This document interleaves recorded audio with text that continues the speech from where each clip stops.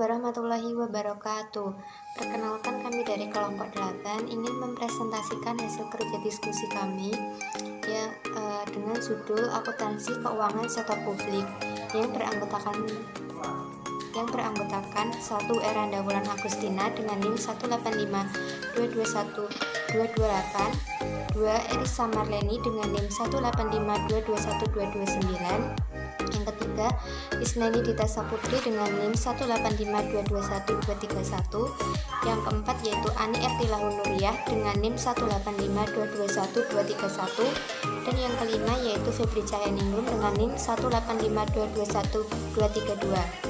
Di sini akan menjelaskan 3 tema, yaitu yang pertama Delematika Full Adoption pada akrualisasi sektor publik. Kedua, standar akuntansi dalam akuntansi sektor publik atau pemerintah. Yang ketiga yaitu pernyataan standar akuntansi pemerintah atau PSAP versus pernyataan standar akuntansi keuangan atau PSAK. Dilematika full adoption pada akrualisasi sektor publik. Akuntansi berbasis akrual. Akuntansi berbasis akrual merupakan suatu basis akuntansi yang terkait dengan pengakuan, pencatatan, dan penyajian transaksi ekonomi dan peristiwa lain dalam laporan keuangan pada saat terjadinya transaksi tersebut, tanpa memperhatikan waktu kas atau setara kas diterima atau dibayarkan.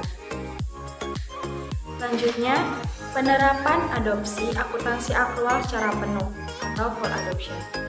Pada modul General Ledger and Chart of Account disebutkan bahwa implementasi konsep akrual yang ditetapkan saat ini masih gabungan kas dan akrual.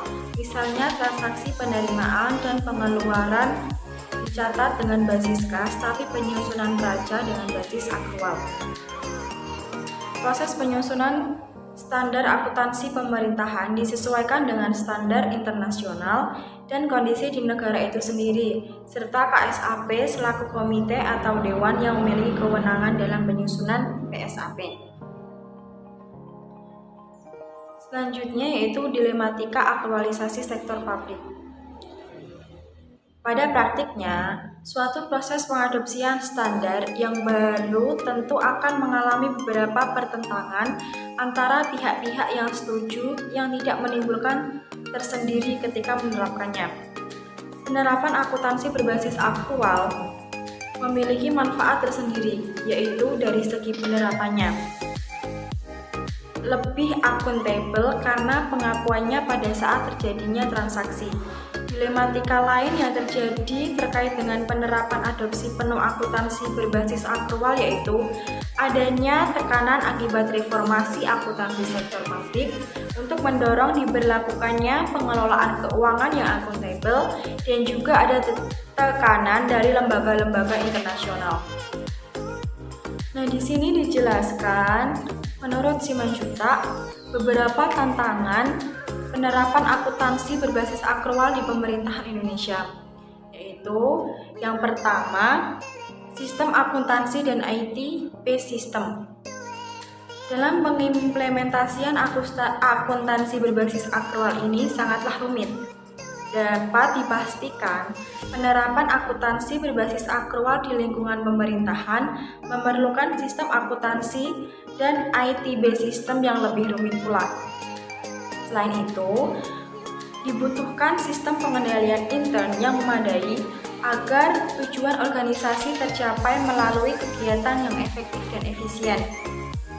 Kendala pelaporan keuangan, pengamanan aset negara, dan ketaatan terhadap peraturan perundang-undangan.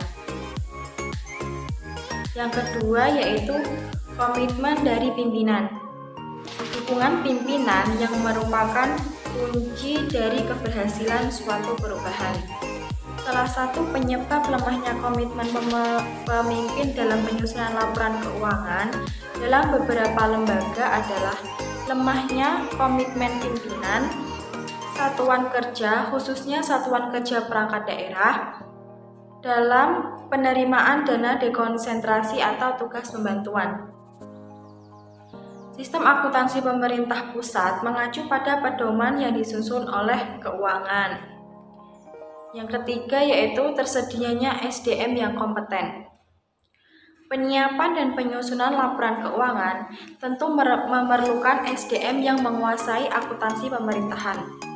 Namun, saat ini kebutuhan tersebut sangat terbatas, apalagi menjelang penerapan akuntansi pemerintahan berbasis akrual.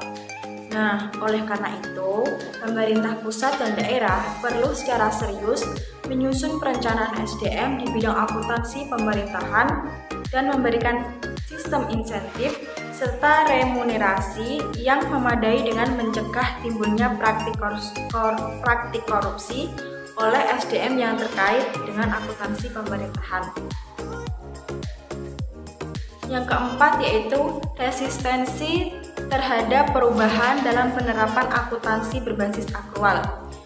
Nah, dalam resistensi ini akan ada suatu kondisi di mana ada pihak internal yang sudah terbiasa dengan sistem yang lama dan enggan untuk mengikuti perubahan.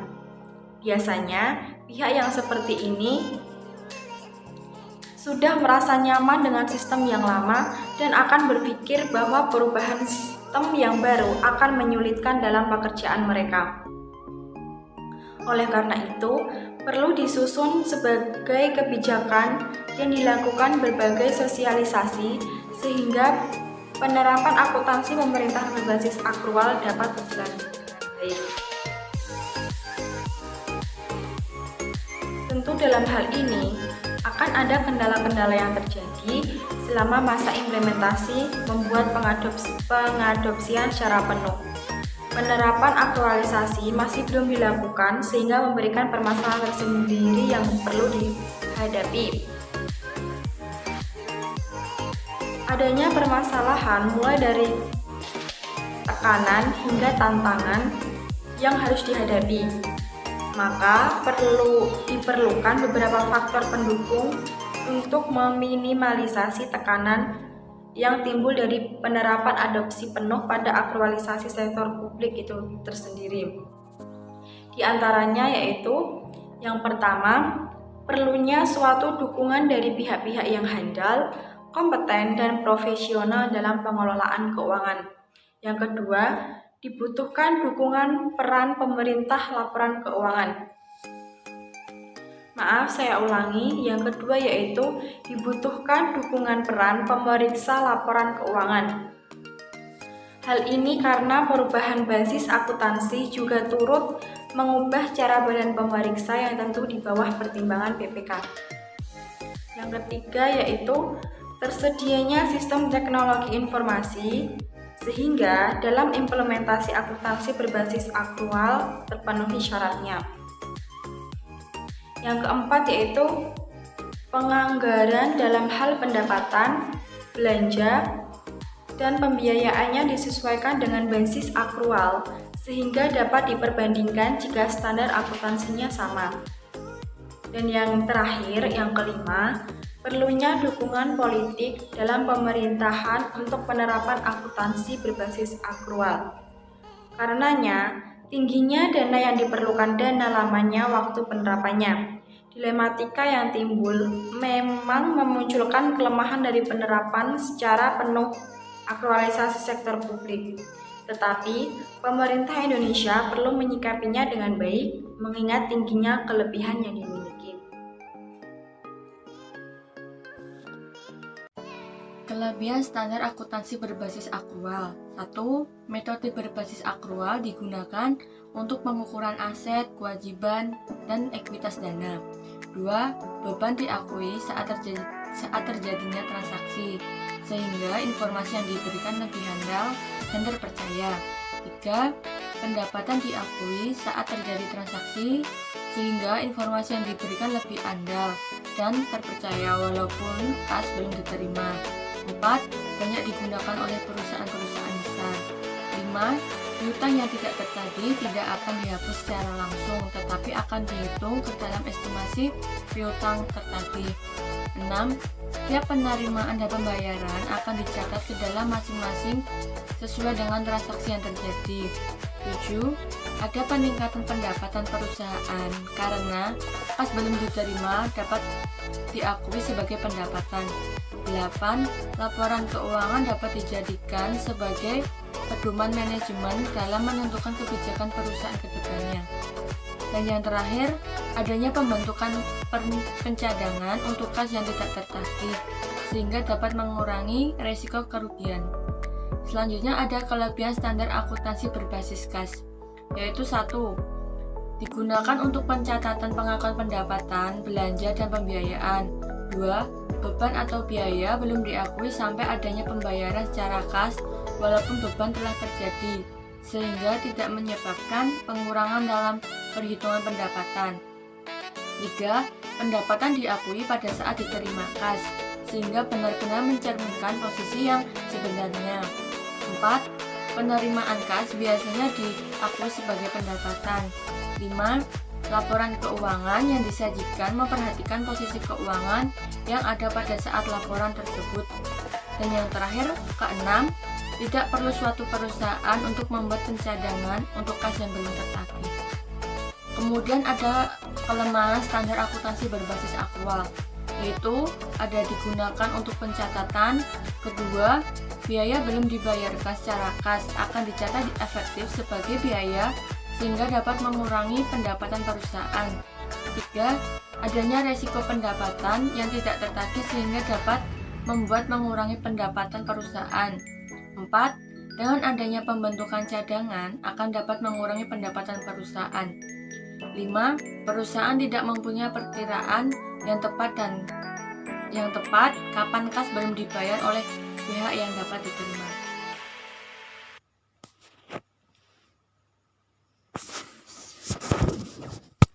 Kelemahan standar akuntansi berbasis kas. Yang pertama, tidak mencerminkan besarnya kas yang tersedia.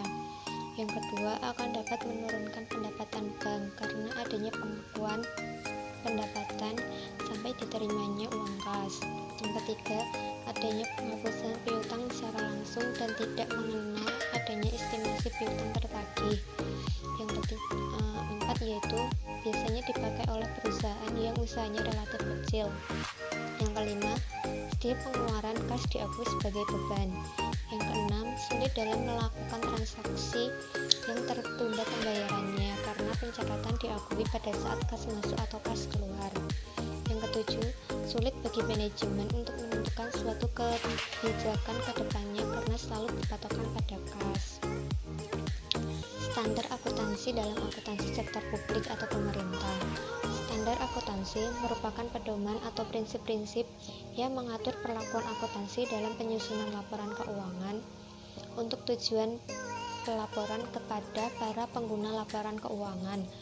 Sedangkan proses akuntansi merupakan praktik khusus yang digunakan untuk mengimplementasikan standar. Untuk memastikan diikutinya prosedur yang telah ditetapkan, sistem akuntansi publik harus dilengkapi dengan sistem pengendalian intern atas penerimaan dan pengeluaran dana publik. Peraturan Pemerintah Nomor 71 Tahun 2010 tentang SAP Lingkup Pengaturan PP Nomor 71 Tahun 2010 adalah meliputi SAP berbasis akrual dan SAP berbasis kas menuju akrual. SAP berbasis kas menuju akrual dapat berlaku selama masa transisi bagi entitas yang belum siap untuk menetapkan SAP berbasis akrual. Pada sistematika SAP, kerangka konseptual atau KK, pernyataan SAP pemerintah atau PSAP terdiri atas 12 pernyataan. Proses penetapan dan pelaksanaan standar akuntansi sektor publik merupakan masalah yang serius bagi praktik akuntansi, profesi akuntansi, dan bagi pihak-pihak yang berkepentingan. Pembuatan suatu standar mungkin bermanfaat bagi suatu pihak, namun dapat juga merugikan bagi pihak lain. Penentuan mekanisme yang terbaik dalam menetapkan keseragaman standar akuntansi merupakan faktor penting agar standar akuntansi dapat diterima pihak-pihak yang berkepentingan dan bermanfaat bagi pengembangan ilmu akuntansi sektor publik. Ada Ada beberapa hal yang harus dipertimbangkan dalam penetapan standar akuntansi. Antara lain yang pertama, standar memberikan pedoman tentang informasi yang harus disajikan dalam laporan posisi keuangan, kinerja, dan aktivitas suatu organisasi bagi seluruh pengguna informasi. Yang kedua, standar memberikan petunjuk dan aturan tindakan bagi auditor yang memungkinkan pengujian secara hati-hati dan independen saat menggunakan keahlian dan integritasnya dalam mengaudit suatu organisasi serta saat membuktikan kewajarannya. Yang ketiga, standar memberikan petunjuk tentang kumpulan data yang perlu disajikan yang berkaitan dengan berbagai variabel yang patut dipertimbangkan dalam bidang berdasarkan regulasi, perencanaan, serta regulasi ekonomi dan peningkatan efisiensi ekonomi serta tujuan sosial lainnya. Yang keempat, standar menghasilkan prinsip dan teori yang penting bagi seluruh pihak yang berkepentingan dalam disiplin ilmu akuntansi.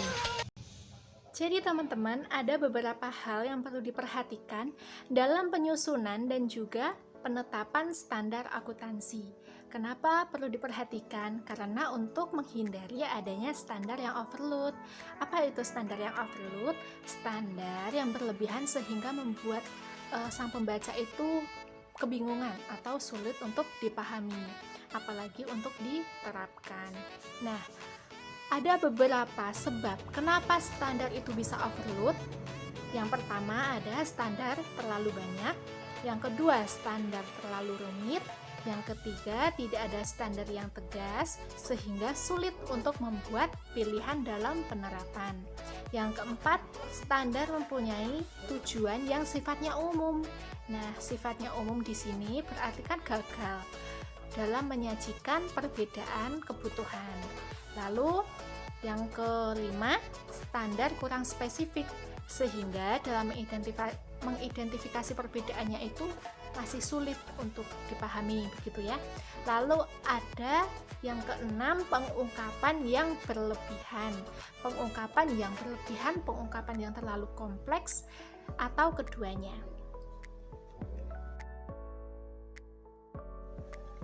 Lalu di sini ada pernyataan standar akuntansi keuangan atau PSAK nomor 45 tentang pelaporan keuangan organisasi nirlaba. Yang pertama ada laporan keuangan organisasi nirlaba. Apa itu laporan keuangan organisasi nirlaba? Itu meliputi laporan posisi keuangan pada akhir periode, lalu ada laporan aktivitas serta arus kas dalam suatu periode pelaporan, dan juga ada catatan atas laporan keuangan. Nah, setelah itu ada klarifikasi aset neto terikat atau tidak terikat. Di sini informasi mengenai sifat dan jumlah atas laporan posisi keuangan diungkapkan dengan cara menyajikan jumlah tersebut dalam laporan keuangan atau dalam catatan atas laporan keuangan. Nah, laporan posisi keuangan itu menyajikan jumlah masing-masing kelompok aset neto berdasarkan ada atau tidaknya pembatasan oleh penyumbang, yaitu bisa terjadi secara permanen, secara terikat temporer, atau juga secara tidak terikat. Lalu ada peningkatan standar akuntansi internasional. Peningkatan standar akuntansi secara internasional dijelaskan ya di sini, dijelaskan dalam Baharudin dan Sinaga. Itu ada International Public Sector Accountancy Standard Board atau IPSASB ya, kalian bisa buka di bukunya Ibu Anim. Di sini merupakan penyusunan standar akuntansi internasional untuk sektor publik di bawah International Federation of Accounting atau IFAC ya singkatannya. Lalu pada tahun 2005 itu IPSAB itu melakukan peningkatan terhadap standar-standar IPSAS ya itu. Lalu setelah itu Yang selanjutnya kita akan membahas tentang penerapan standar akuntansi pemerintahan. Di sini lebih tepatnya kita akan membahas bab 3 di peraturan pemerintah nomor 71 tahun 2010 tentang standar akuntansi pemerintahan atau SAP. Nah, di bab 3 ini terdapat beberapa pasal. Ada pasal 4 dan juga sampai juga pasal 8. Tetapi di sini kita hanya akan membahas di pasal 4-nya. Nah, di pasal 4 ini ada 4 poin. Poin yang pertama adalah pemerintahan menerapkan SAP berbasis akrual. Apa itu SAP yang berbasis akrual? Nah, jadi itu dalam akuntansi itu ada 2 basis, ada basis kas dan juga ada basis akrual. Di mana basis akrual adalah basis yang mengakui adanya hak atau kewajiban pada saat perpindahan, hak lepas dari aset, kas diterima atau kas dikeluarkan. Lalu kalau basis kas itu basis yang mengakui timbulnya hak atau kewajiban pada saat kas diterima atau kas dikeluarkan. Lalu ada juga poin yang kedua, SAP berbasis akrual sebagaimana yang dimaksud pada ayat pertama dinyatakan dalam bentuk PSAP atau Peraturan Standar Akuntansi Pemerintah. Lalu yang poin ketiga, SAP berbasis akrual sebagaimana dimaksud pada ayat poin 1 dilengkapi dengan kerangka konseptual akuntansi pemerintahan. Nah, atau KK. Kerangka konseptual KK itu tuh ada 12 pernyataan. Ada 12 pernyataan, yaitu ada PSAP 1 sampai PSAP 12. PSAP yang pertama, PSAP 1 adalah penyajian laporan keuangan. PSAP kedua, laporan realisasi anggaran atau LRA berbasis kas. PSAP ketiga, laporan arus kas. PSAP keempat, catatan atas laporan keuangan. PSAP 505, akuntansi persediaan. PSAP 06, akuntansi investasi. PSAP 07, akuntansi aset tetap. PSAP 08, akuntansi konstruksi dalam pengerjaan. PSAP 09, akuntansi kewajiban. PSAP 10, koreksi kesalahan, perubahan kebijakan akuntansi, perubahan estimasi akuntansi, dan operasi yang tidak dianjurkan. Lalu PSAP 11, laporan keuangan konsolidasian, dan PSAP ke-12 adalah laporan operasional atau LO. Lalu poin yang terakhir atau poin yang keempat adalah PSAP sebagaimana dimaksud pada ayat kedua dan kerangka konseptual akuntansi pemerintahan sebagaimana yang dimaksud pada ayat ketiga. Nah, di sini teman-teman, PSAP yang dimaksud pada ayat kedua yaitu dinyatakan dalam PSAP. Yang selanjutnya yaitu pernyataan standar akuntansi pemerintah atau PSAP dan pernyataan standar akuntansi keuangan atau PSAK. Secara formal, PSAP dinyatakan, disusun, dan dikembangkan untuk mengacu pada keterangan konseptual akuntansi pemerintah. Sedangkan standar akuntansi pemerintah sendiri berarti prinsip-prinsip akuntansi yang diterapkan dalam menyusun dan menyajikan laporan keuangan pemerintah dalam rangka transparansi dan akuntabilitas penyelenggaraan akuntansi pemerintah.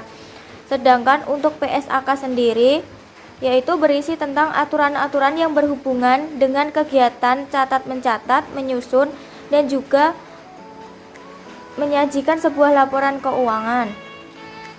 PSAK terdapat kumpulan dasar atau prinsip dalam menyajikan laporan keuangan yang berisi tentang tujuan umum. Sedangkan perbedaan PSAP dan PSAK sendiri yang membedakan yaitu yang pertama dalam lingkungan.